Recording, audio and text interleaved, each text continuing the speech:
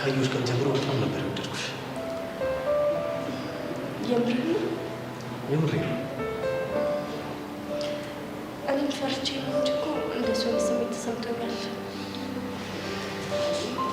እኔም ኩራቴን አንቺን ፍርሃትሽን ዞር አድርገን አንድ ላይ ብንሆንስ? ደስ ይለኛል። ታዲያ ትነግረዋለች ብለሽ ነው? አዎ ዮሲ ታደርገዋለች። ስለዚህ ፍቅሬን እየሸሸሽ ያለሽው በዚህ ምክንያት ነው? እሱ ብቻ አይደለም። ታዲያ ሌላ ምን አለ? ዮሲ እኔ በዚህ ሰዓት ስለ ፍቅር ማሰብ አልችልም።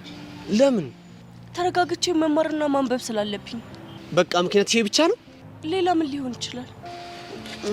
እኔ እንጃ። ደስ ሲል ምኑ ነው ደስ የሚለው? ቢያንስ አልወድህም፣ ታስጠላኛለህ የሚሉት ቃላቶችን ባለመስማቴ በጣም ደስ ብሎኛል።